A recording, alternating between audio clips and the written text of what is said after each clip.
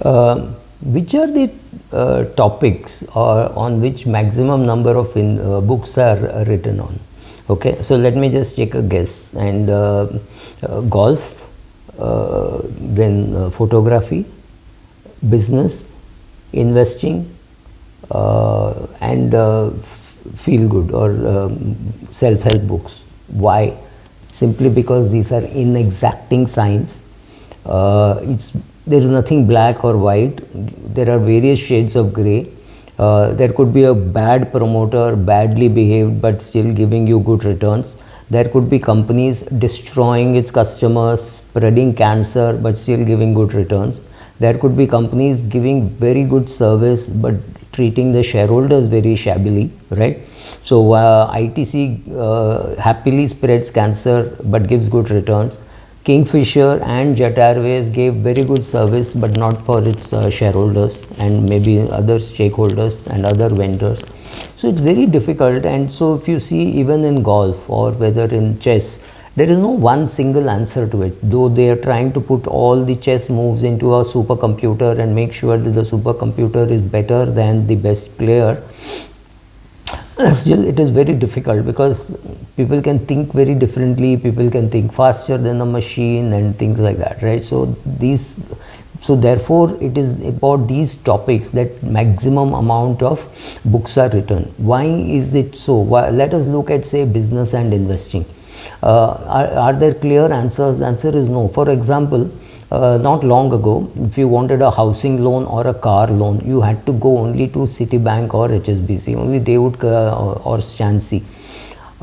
Then two new banks came, HDFC Bank, ICICI Bank came and beat the hell out of the foreign banks. So they took away a big market share. Then of course there are other banks and people who followed, other car finance companies who followed and took away market share, and they beat the hell out of the foreign brands. Did that happen in your day-to-day consumption? Did it happen in your toothpaste, in your shampoo, in your soap? No, but there is competition clipping at the heels. The margins are going down. Maybe a HUL and a Colgate are able to handle it now, but if the growth of a Dabur, Patanjali, etc. become faster, will they be able to handle? We do not know. Can we just do a cut paste, copy paste of this? We do not know. What about pharmaceutical companies? So many Indian pharmaceutical companies have done so well. Cipla, Sun Pharma, Lupin, just to name 2-3, Dr. Reddy Laboratory. Whom have they beaten? They have beaten the old MNCs who are there. Have the old MNCs vanished? Has Glaxo shut down? Has Pfizer shut down? The answer is no, they are also there. The question is, if you are a shareholder of those companies, the older companies like say HUL, Colgate, should you be selling that and buying Patanjali and Dabur because their market share is increasing? Again, difficult question to answer, because we will tell you all kinds of things and you have no clue what to believe, right? So we'll say be patient, but don't be stubborn. Now the line between patient and stubbornness is just about success or no. If you do something and you're successful, people say, wow, you were such a patient investor.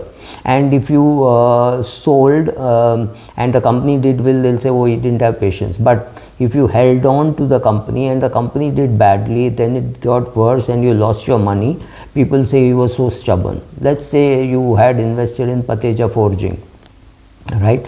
It was time when it was doing well, then there were indications it was not doing well, and then it's now gone to zero.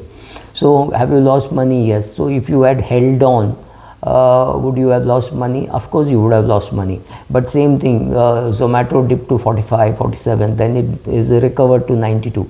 So if you were stubborn and you didn't sell, or you bought more at 47 or 50, you may have made money, right? So the same thing which you did, in one case it worked, in one case it didn't work. So similarly, whether you should change your mind or whether you should not change your mind. For example, if you have to have a very narrow focus, it means you should not get too much of data to disturb you, right? So you must be focused. But somebody will also tell you that you must read a lot. So when you read a lot, you lose focus. So those kind of contradictory things, how do you handle? That is what makes you successful, right? I think it is in I don't remember the thriving on chaos, that the authors say that fail quickly, right? Get into a business, if it doesn't work, get out of it quickly. But you will also find somebody saying, look how many times Muhammad Ghazni raided India, so don't give up so easily. He came to India 17 times, right? So that is the kind of persistence which is required. If you're not persistent, you won't be successful. So should you fail quickly or should you be persistent, right? It's very difficult to say on what you should concentrate. Concentrate on what are the variables on which you should look for in the business. So then the question is reading a lot. If you read a lot, chances are you will get confused a lot. But should you use it? If you read books on behavioral finance, you will realize what mistakes you're making. So then when you read that, do you worry about your own biases impacting your investment? Are you worried that you cannot trust your gut anymore because your gut is modified by the behavioral finance that you have studied? Right? All these things matter, right? For example, it's easy to say the customer is always right. But when you are standing at the door of your office, if your managing director comes in and a customer comes in and you don't know the customer, you first attend to the managing director because he is the ultimate boss, right? He is the guy who is going to decide on your future.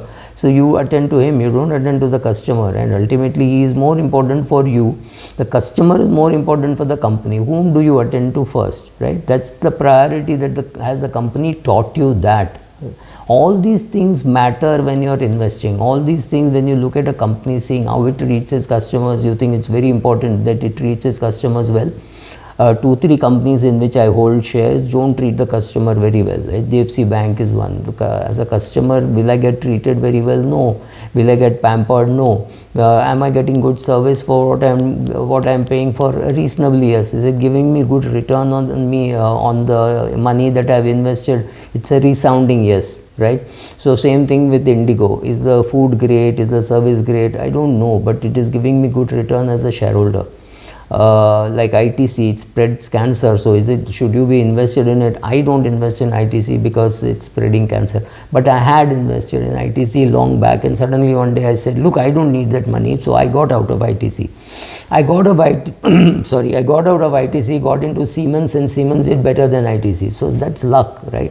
So some of these things, some of these decisions which you take, you put constraints on yourself. It was my constraint that I wouldn't invest in a company with a cancer as its main agenda. I wouldn't invest. That's my problem. So my return should have gone down. Unfortunately or fortunately, I invested in Siemens, and Siemens in that period did much better than ITC did, right? So similarly in your life, do you want to give 100% to your work? Do you want to burn out? What happens if you die at the age of 48 and realize that, oh my God, what is the big point in having accumulated money and didn't even use it? So somewhere you will find somebody saying, no, you have to work very hard. You have to work hard till you drop dead. It's a very good thing to do. And somebody else saying, no, you have to have a balanced life. You have to spend time with your family, and your family should be interested in doing that. Right? So all those things are also important. So finding a right balance to work, finding the best companies to invest, finding the best companies to work for. A best company to work for may not be the best company to invest, right? So with all these contradictions, constantly we telling you things which you may or may not agree with, and investing, it's not going to be very easy. For example, I think Peter Lynch says, when somebody explains to you about a new investment and you don't understand anything at all, please bet big. It is going to be the next big thing.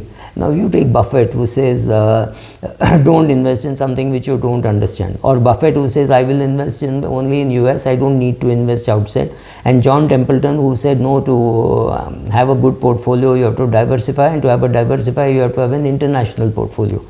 Of course, Buffett invested in companies in the US which invested abroad. So if he invested in Coke and IBM anyway went and invested abroad, right? So all these things happened. So for you to decide whom to copy, how to copy, which company to buy, which company to hold on to, how long, it's not going to be very easy. For example, if the skill of a Colgate or a HUL was in distribution is the main strength of Amazon. Will you invest in Amazon if Amazon were to list in India? Or will you invest in Amazon even when it is listed in US? These are questions for you to answer, and there are no easy answers. Because of all this, investing, doing business, playing chess, playing golf and photography are all difficult things to handle. So you can read as much as you want, but ultimately when you go there and work and do things like that, that's how you will learn. Thank you.